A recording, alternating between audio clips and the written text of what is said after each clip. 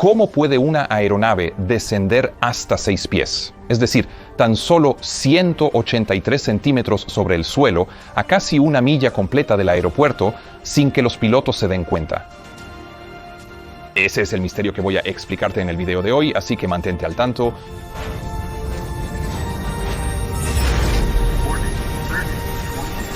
La historia que voy a contarte hoy está basada en un informe provisional muy completo elaborado por las autoridades francesas, el BEA. Ahora bien, la razón por la que he decidido utilizar un informe provisional en lugar de un informe final, como normalmente siempre hago, es porque esta historia destaca algunas lecciones de seguridad muy importantes que quiero compartir contigo. El incidente ocurrió el 23 de mayo de 2022 en un vuelo entre Estocolmo, Arlanda, en Suecia, y el aeropuerto Charles de Gaulle, en Francia. La aeronave que estaba siendo operada era un Airbus A320 de 23 años de antigüedad, operado por una aerolínea maltesa llamada Air Hub Airlines. Y estaba operando bajo lo que se conoce como un acuerdo de arrendamiento húmedo, ACMI, con Norwegian Air Shuttle. Un acuerdo de arrendamiento húmedo, ACMI, significa básicamente que la compañía que arrienda la aeronave, en este caso Air Hub Airlines, proporciona tanto la aeronave, la tripulación, el mantenimiento y el seguro, es decir, toda la operación al arrendatario. Así que los boletos que los pasajeros habrían comprado habrían sido con Norwegian Air Shuttle, pero la compañía que en realidad estaba haciendo todo era Air Hub Airlines. Y en el informe de prensa que se emitió después de que se publicara este informe provisional, eso no quedó muy claro. De cualquier modo, los dos pilotos que iban a operar este vuelo eran empleados de Air Hub Airlines y empezaron el día como cualquier otro, realizando la preparación previa al vuelo y revisando el clima. Los NOTAM en ruta, el clima y los cálculos de combustible. Ahora, no sabemos la edad ni la experiencia de los pilotos porque, como mencioné antes, esto está basado en un informe provisional. Pero lo que sí sabemos es que las condiciones meteorológicas que tenían eran bastante buenas. No había problemas previstos en ruta. Y en su destino, el aeropuerto de París también parecía estar bien, con algunas nubes dispersas a 1500 pies, buena visibilidad y vientos ligeros desde el oeste. Aunque también se mencionaban algunas lluvias temporales y actividad de cumulonimbos alrededor del aeropuerto. Ese tipo de nubes y lluvias son muy comunes en Europa en esta época del año y normalmente no son motivo de gran preocupación para los pilotos. Siempre que no sean frecuentes o no estén pronosticadas junto con tormentas eléctricas o granizo, porque suelen ser de naturaleza muy transitoria, tienden a alejarse muy rápido e incluso si no lo hacen mientras sea solo lluvia. Como las aeronaves no están hechas de azúcar, simplemente podemos volar a través de ellas. Así que los pilotos no habrían pensado mucho en esto, pero en este caso, en realidad van a desempeñar un papel bastante importante. Cuando los pilotos terminaron su preparación previa al vuelo, fueron a informar a la tripulación de cabina y luego caminaron todos juntos hacia la aeronave. Decidieron que el capitán sería el piloto al mando durante el primer tramo y el primer oficial sería el piloto monitor. Luego intercambiarían roles. Algo que normalmente hacemos, ya que tratamos de tener la misma cantidad de exposición a ambos roles en un día cualquiera.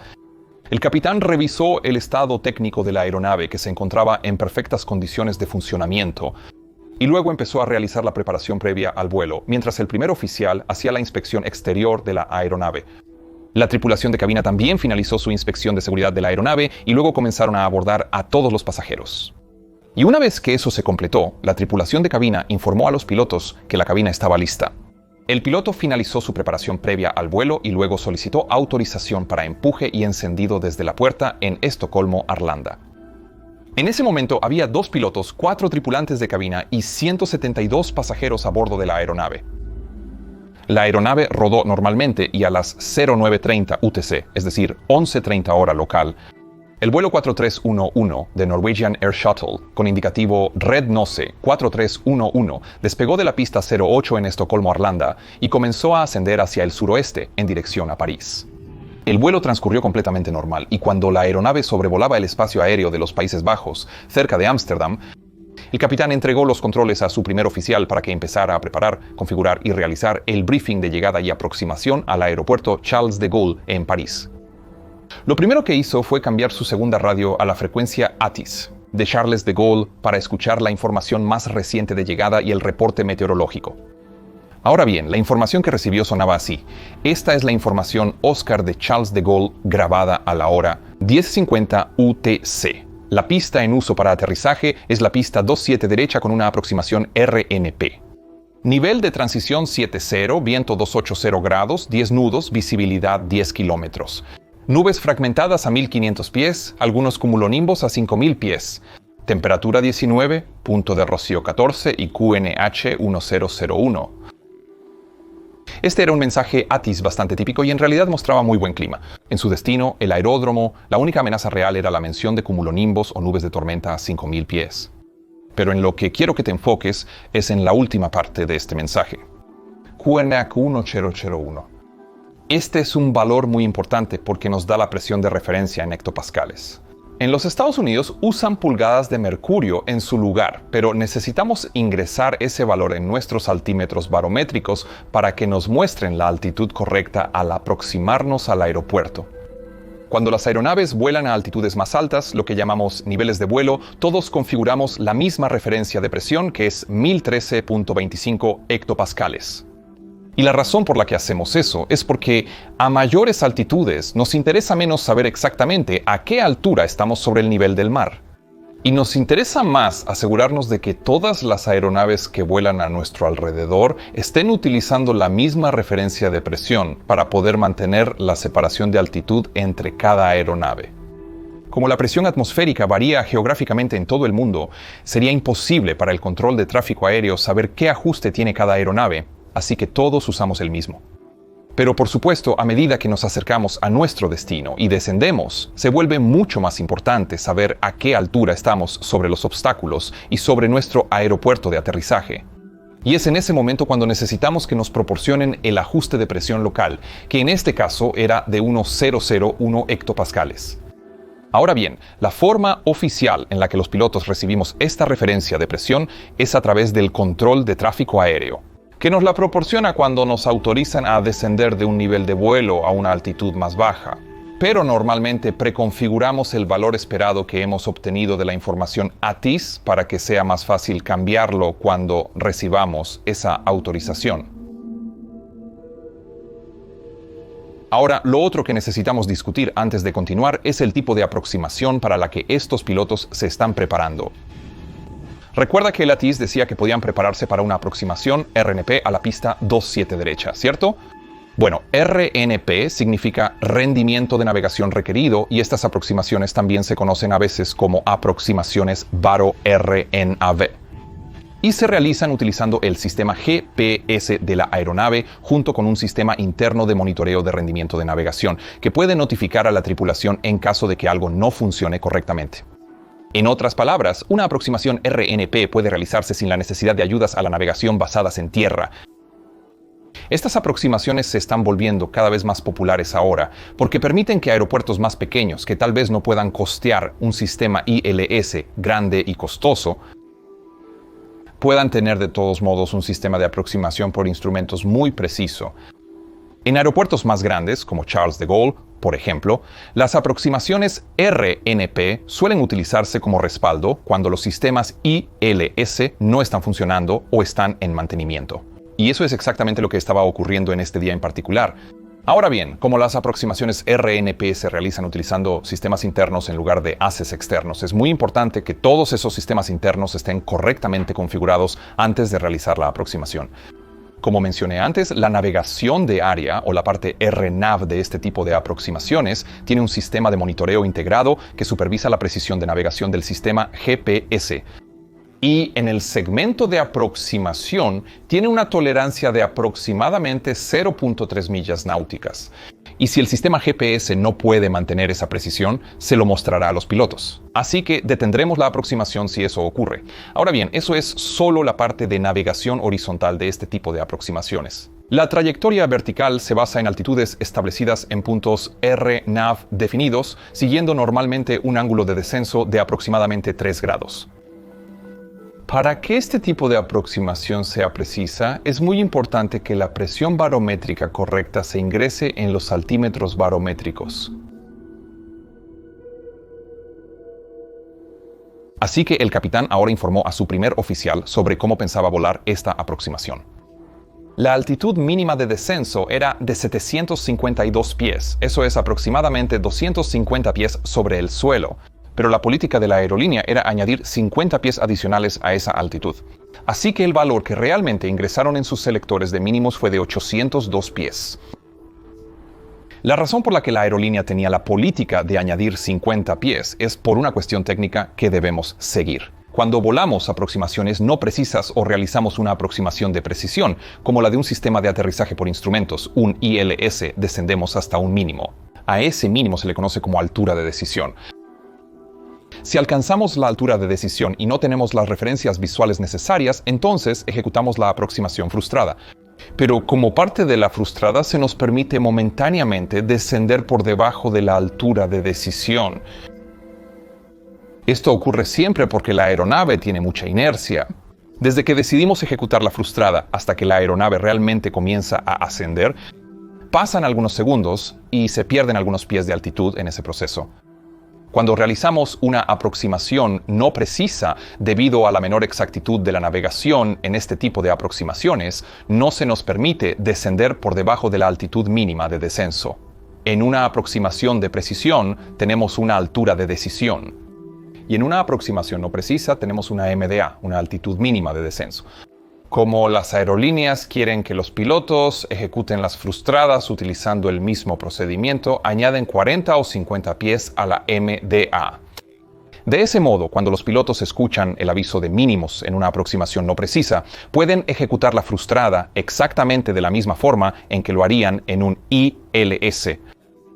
Y aunque la aeronave continúe descendiendo un poco, no transgredirán la MDA. Cuando el capitán terminó su briefing, hizo un anuncio por el PA a los pasajeros y después de eso, el primer oficial solicitó el descenso al control de tráfico aéreo. Recibieron varias autorizaciones de descenso y cambiaron de frecuencia múltiples veces hasta que finalmente entraron en contacto con el control de aproximación de Charles de Gaulle. Ahora es cuando las cosas empiezan a salir mal. A las 11:32 con 24 segundos, el primer oficial se comunicó y se reportó con el control de aproximación de Charles de Gaulle. El controlador respondió: Red Nose 4311 Bonjour, descienda a 6.000 pies. QNH 1011. El primer oficial respondió: 6.000 pies, QNH 1011. Red Nose 4311, copiado. No, la presión que habían recibido antes en el LATIS era de 1001, pero ahora la presión oficial proporcionada por el controlador es de 1011. Esta es la presión incorrecta.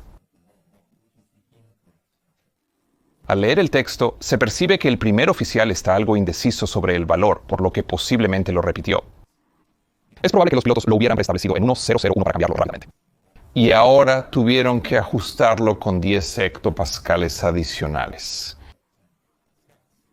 Pero no lo cuestionaron, y es posible que pensaran que tal vez habían malinterpretado el informe de LATIS anteriormente. 2 minutos después, el mismo controlador vuelve y autoriza al avión a descender a 5.000 pies, repitiendo nuevamente la presión incorrecta.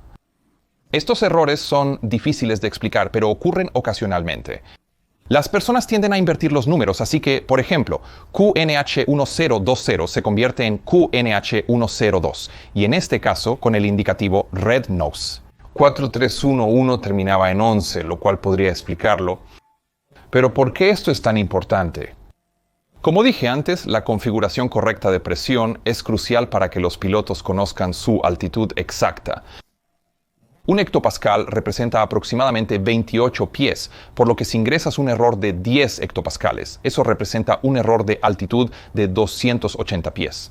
Y recuerda, la altitud mínima de descenso en la aproximación que están a punto de volar es de solo 360 pies sobre el suelo. Un minuto después de que el controlador autorizó a Red Nose 4311 a descender a 5.000 pies. Llama a una aeronave de EasyJet que está por delante de Red Nose en la secuencia de aproximación.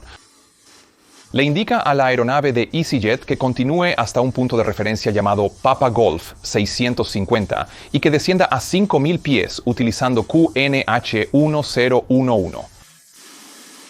Pero la diferencia aquí es que cuando la aeronave de EasyJet repitió la autorización, dijeron: continuaremos hasta Papa Golf 650 descendiendo a 5.000 pies. QNH 1001. Así que en realidad repitieron el QNH correcto, a pesar de que el controlador de aproximación les había dado uno incorrecto. La diferencia en la repetición no fue detectada por el controlador de aproximación ni por los pilotos de Red Nose 4311. Un minuto después, el controlador autorizó a Air France a descender a 5.000 pies usando el QNH correcto de 1001. La tripulación de Air France repitió el mensaje, pero desafortunadamente todo fue en francés. Por lo tanto, los pilotos de Red Nose 4311 no pudieron captar esa corrección. Red Nose 4311 ya está autorizado para la aproximación. Empiezan a configurar el avión, seleccionan Flaps 1, Flaps 2 y a las 11:36 con 55 segundos. El avión alcanza su punto final de descenso para la aproximación RNP a la pista 2, 7 derecha y comienza a descender utilizando el piloto automático siguiendo la ruta de descenso preprogramada. Cuando comenzaron su descenso, la altitud indicada que los pilotos veían en la cabina era de aproximadamente 4.900 pies, pero la altitud real de la aeronave era de 4.623 pies. Estaban a 14.3 millas náuticas de la pista y con una velocidad de aproximadamente 180 nudos. Otro factor a mencionar es que durante la aproximación de la tripulación, una gran nube de lluvia se había posicionado sobre la línea central extendida, con lluvia moderada en su interior. Esto significaba que la tripulación ahora estaba completamente dentro de la nube y no tenía referencia visual, ni con la pista ni con el terreno debajo de ellos. Por ello, el primer oficial leía las distancias y comprobaba la altitud durante el descenso en la aproximación. Las cartas de aproximación proporcionan información muy precisa, milla por milla, sobre dónde debería estar el avión en términos de altitud mientras sigue la ruta de aproximación. Y mientras la tripulación hacía estas comprobaciones, todo parecía estar en orden. Las verificaciones indicaban que estaban exactamente donde se suponía que debían estar. Aquí es donde las vulnerabilidades de un sistema de aproximación completamente interno quedan en evidencia. Como la tripulación había configurado una presión de referencia QNH incorrecta, los altímetros indicaban la altitud correcta en las comprobaciones, pero en realidad estaban 300 pies más bajos de lo que creían. En realidad, estaban a 300 pies por debajo de lo que pensaban. En una aproximación con sistema de aterrizaje por instrumentos, la ubicación física del haz de la pendiente de planeo habría permanecido fija, independientemente de la configuración de presión en los altímetros. Aún así, se habrían alineado con ese haz de pendiente de planeo, que los habría guiado hacia la pista. En ese caso, si hubieran realizado controles de distancia contra altitud, el error habría sido muy evidente. A las 11:38, la aeronave fue transferida al controlador de la torre norte de Charles de Gaulle. El primer oficial se reportó y el controlador de la torre los saludó y autorizó a la aeronave para aterrizar. Pista 27 derecha, viento de 260 grados a 12 nudos. A partir de este momento no se harán más llamadas relacionadas con el ajuste de presión. El avión descendía entre las nubes, pero sin que la tripulación lo supiera, el controlador de la torre olvidó encender las luces de aproximación. Esto redujo aún más las posibilidades de que la tripulación lograra establecer contacto visual durante la aproximación. Puede sonar muy extraño. ¿Cómo podría el controlador de la torre olvidar hacer esto? Pero hay que recordar que todo esto ocurrió durante las horas de luz del día. Y hasta este punto, el clima había sido muy bueno y todavía era bueno sobre el aeropuerto. Esta lluvia y esta nube densa solo estaban realmente situadas sobre la ruta de aproximación, que es donde se encontraba la aeronave en ese momento. No existen comprobaciones que los pilotos pudieran haber hecho durante la aproximación para identificar este error. Sí, de hecho existen, pero el piloto debe estar realmente concentrado para notarlo. A las 11:38 con 44 segundos, el radio altímetro de la aeronave se activó e hizo una llamada, ya que ahora detectaba una altura sobre el terreno de 2.500 pies. Normalmente esto debería ocurrir a unas 6 millas y media de la pista, y si sucede antes, es una señal para los pilotos de que tal vez están mucho más bajos de lo que deberían. Y es un aviso para verificar que tengan configurado el QNH correcto. Pero en este caso, los pilotos no lo detectaron y a partir de ese momento la altura de radio se mostraba en las pantallas de vuelo primarias de ambos pilotos. Los pilotos continuaron configurando la aeronave con flaps completos y cuando pasaron 1.000 pies sobre el terreno, el radio altímetro anunció 1.000. Estaban completamente estabilizados, tenían todos los flaps extendidos y habían completado la lista de verificación. Mantenían una velocidad de 139 nudos y para los pilotos todo parecía completamente normal. Lo único fuera de lo común era la indicación de una altura de radio más baja de lo normal para la distancia a la pista, pero ninguno de los pilotos lo había notado, por lo que la aeronave simplemente continuó descendiendo por su ruta de descenso preprogramada hacia su mínima. Pero ahora están ocurriendo sucesos extraños en la torre. Las dos torres de control de tráfico aéreo en el aeropuerto de Charles de Gaulle cuentan con el sistema de advertencia MSAW. Esto significa advertencia de altitud mínima segura. Básicamente, este sistema crea un cuadrado de 64 millas náuticas alrededor del aeropuerto. Dentro de este cuadrado, modela todos los obstáculos y aplica un margen de seguridad de 300 pies por encima de esos obstáculos. Si el sistema detecta que alguna aeronave dentro de este cuadrado está en una trayectoria que podría ingresar a esa zona de seguridad y potencialmente impactar un obstáculo, emitirá una advertencia en la torre, tanto visual como auditiva, con una alarma que dice «Beep, beep, alerta de terreno». A las 11:41 con 32 segundos se activó la primera advertencia MSAW en la torre. La aeronave indicaba una altitud de 891 pies, pero con el error de altitud, en realidad volaba a 601 pies. Pero recuerda, esa es altitud sobre el nivel del mar. La altitud real sobre el terreno era de apenas 200 pies. A una distancia de 1,53 millas náuticas, es decir, 2,8 kilómetros del umbral de la pista, la aeronave continuaba descendiendo por la ruta de aproximación con una velocidad vertical de aproximadamente 700 pies por minuto. El procedimiento correcto del controlador de torre ante una advertencia de altitud mínima de seguridad es contactar de inmediato a los pilotos, advertirles sobre la alerta, pedirles que verifiquen su posición y altitud y proporcionarles el ajuste correcto de QNH. Sin embargo, 9 segundos después, la aeronave descendió a una altitud indicada de 244.4 metros. Que si recuerdas, era el mínimo que los pilotos habían establecido anteriormente. Como los pilotos no podían ver la pista de aterrizaje, el capitán decidió ejecutar una maniobra de aproximación frustrada. La aeronave estaba ahora a 102 pies sobre el terreno, a una distancia de 1,2 millas náuticas de la pista. Pero recuerda lo que te dije, cuando los pilotos inician la maniobra de aproximación frustrada, la aeronave continúa descendiendo un poco más. Sí, eso también está ocurriendo ahora. Mientras los pilotos toman la decisión de frustrar la aproximación y comienzan a desconectar el piloto automático y a elevar el morro de la aeronave sigue descendiendo y es en este punto cuando el controlador de la torre finalmente llama al avión y dice «Red Nose 4311 recibí una alerta de terreno. ¿Estás bien? ¿Tienes la pista a la vista?» Los pilotos, concentrados en la maniobra de aproximación frustrada, no escucharon ni respondieron al mensaje. 3 segundos después, cuando el capitán terminó de mover las palancas de empuje a la posición toga, la aeronave alcanzó su altitud más baja, 6 pies sobre el terreno. Esos son 183 centímetros, básicamente 2 centímetros menos que mi altura total.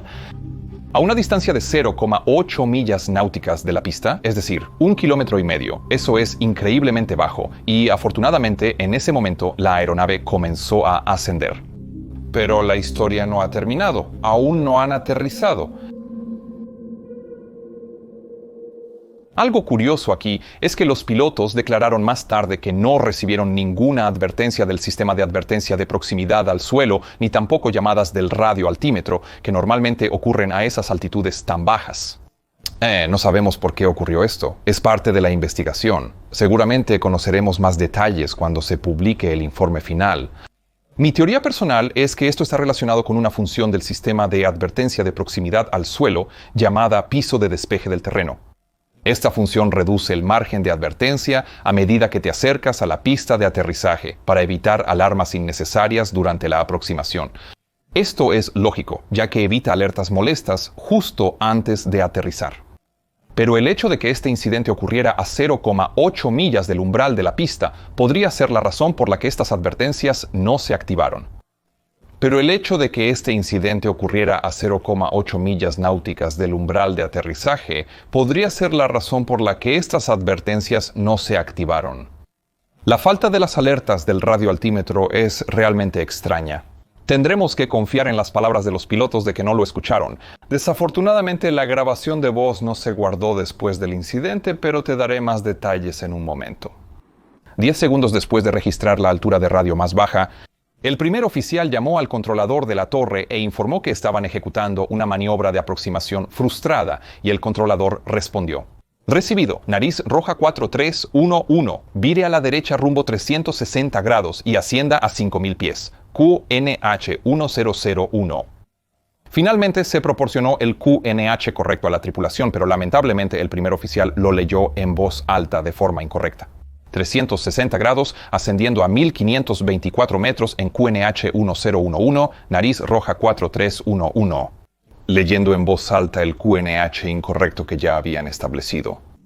Y el controlador de la torre no detectó esa lectura incorrecta, por lo que la aeronave simplemente completó el giro rumbo al norte y continuó ascendiendo hasta 5000 pies, aún con la presión incorrecta configurada. Se activó el piloto automático. La tripulación completó la lista de verificación post-despegue y se preparó para la siguiente aproximación. Aproximación RNP hacia la misma pista, simultáneamente en la torre norte del aeropuerto Charles de Gaulle. El asistente del controlador en la torre sur, encargado de las otras pistas, notó que las luces de aproximación de la pista 27 derecha no habían sido encendidas. Se comunicó con su colega en la torre norte y le informó al respecto. Cuando el controlador de la torre norte se dio cuenta de que había olvidado encender las luces de aproximación y que también se había producido una advertencia MSAW, fue reemplazado por su asistente y se llamó a un nuevo controlador para la torre. Mientras tanto, la aeronave fue entregada al controlador de aproximación y ya estaba siendo alineada para su próxima aproximación. Recuerda, los pilotos en ese momento eran completamente inconscientes del grave incidente en el que habían estado involucrados. En sus mentes, acababan de realizar una aproximación RNP normal, con todos los valores estabilizados, y luego ejecutaron una maniobra de aproximación frustrada estándar. Como no obtuvieron las referencias visuales, no tenían idea de lo cerca que habían estado del suelo. En ese momento, la aeronave mantenía 5000 pies, la altitud inicial, para comenzar otra aproximación RNP. Durante el tiempo en que recibían vectores, no hubo más comunicación por radio sobre la configuración del QNH. Así que, desde ese momento, la tripulación no tenía forma de darse cuenta de que, una vez más, estaban utilizando un QNH incorrecto. La tripulación se encontraba exactamente en la misma situación que en la última aproximación, 300 pies por debajo del perfil al iniciar el descenso. Todavía estaban dentro de la nube en este punto y descendían por la pendiente de aproximación cuando, una vez más, fueron transferidos al controlador de la torre norte. A las 11:53 con 40 segundos, la aeronave fue autorizada nuevamente a aterrizar en la pista 27 derecha. Esta vez, el primer oficial llamó a la torre para confirmar que las luces de aproximación estaban encendidas. El controlador de la torre lo confirmó, pero 2 minutos después se activó otra advertencia MSAW en la torre. El controlador de la torre, quien antes era asistente en la aproximación, contactó de inmediato a la aeronave diciendo: nariz roja 4311, tenemos una advertencia de terreno. ¿Estás bien? Una vez más, no siguió la fraseología correcta de MSAW. Pero en este punto, la nube de lluvia y la precipitación comenzaron finalmente a alejarse de la ruta de aproximación final. La aeronave atravesó las nubes y la pista de aterrizaje se hizo visible. El primer oficial respondió: nariz roja 4311, estamos en la senda y ahora tenemos la pista a la vista. En ese momento, el registrador de datos de vuelo mostró que se desconectó el piloto automático y que el capitán movió su control lateral hacia atrás para inclinar la aeronave, probablemente para corregir el perfil de aproximación. Porque desde este punto, al hacerse visibles, la percepción visual les habría indicado claramente que estaban bajos junto con las luces de las amapolas. Esto ciertamente también lo confirmó. 8 segundos después, los directores de vuelo también se apagaron. Esto probablemente ocurrió porque los directores de vuelo indicaban una trayectoria mucho más baja debido a la configuración incorrecta de la presión. En este punto, el piloto también declaró más tarde que vieron las luces de las amapolas como 2 rojas, una ámbar y una blanca, lo que indicaba que casi habían recuperado la senda correcta. Menos de 1 minuto después, el vuelo 4311 de Norwegian Air Shuttle aterrizó de forma segura en la pista 27 derecha. El piloto condujo la aeronave hasta la puerta de desembarque. Apagaron los motores y desafortunadamente no desconectaron el interruptor del circuito de la grabadora de voz en cabina para preservar la grabación. Y eso probablemente se deba a que en ese momento los pilotos aún no eran conscientes de la gravedad del incidente que acababan de vivir. Como mencioné antes, este incidente aún está bajo investigación y probablemente conoceremos más detalles una vez que se publique el informe final por parte de la Oficina de Investigación y Análisis para la Seguridad de la Aviación Civil. Por cierto, ellos redactan algunos de los mejores informes de incidentes y accidentes que he leído. Decidí hacer este video basado en el informe intermedio, algo que normalmente nunca hago debido a lo bien escrito que estaba, pero también porque en este informe intermedio ya hay algunas recomendaciones de seguridad realmente buenas que quiero compartir contigo antes de que se publique el informe final. El error que experimentó esta tripulación es conocido en mi aerolínea como error de ajuste de QNH. Y las consecuencias potencialmente desastrosas de este error se identificaron hace unos años, cuando comenzamos a volar estos enfoques RNP.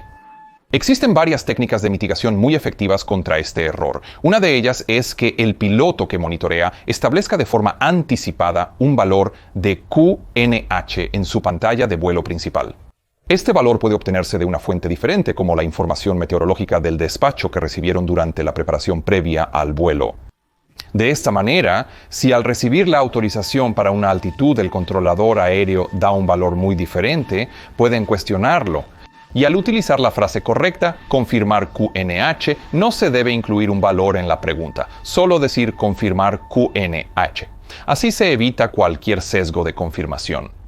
Otra práctica que solemos aplicar es que sin importar cuán reciente haya sido la última indicación del QNH, siempre pedimos confirmación del QNH antes de iniciar la aproximación. De esa manera podemos detectar cualquier posible error en ese punto. En el Boeing también contamos con un instrumento en la pantalla de navegación llamado visualización de situación vertical, que básicamente es el único instrumento capaz de detectar un valor de QNH incorrecto al mostrar la pista por debajo, como un ataúd. Esto indica que tenemos un valor de QNH demasiado alto establecido o por encima del nivel del suelo, mostrando que el valor de QNH es demasiado bajo, lo cual también representa sus propios riesgos potenciales. Pero, finalmente, y probablemente lo más importante que quiero transmitirte en este video, es la importancia de monitorear activamente la comunicación entre los pilotos y el control de tránsito aéreo, y viceversa. Si recibes una autorización que suena extraña o un valor que no reconoces, cuestiónalo. Siempre es mejor hacer una llamada de más que una de menos. El informe también resaltó que existía cierto desconocimiento entre el personal de control de tráfico aéreo sobre los riesgos potenciales de los enfoques RNP, así como sobre los procedimientos correctos a seguir en caso de una advertencia MSAW. Ahora, si quieres ver una historia increíble sobre un vuelo donde los pilotos casi se estrellan en el mar 2 veces, mira este video. Si deseas seguir viendo más casos de accidentes e incidentes, revisa esta lista de reproducción. Y si quieres apoyar nuestro trabajo en el canal, considera unirte a nuestra maravillosa familia en Patreon. Tenemos encuentros semanales y me encantaría verte allí. También puedes comprar nuestra mercancía. Que tengas un día fantástico. Nos vemos la próxima vez. Adiós.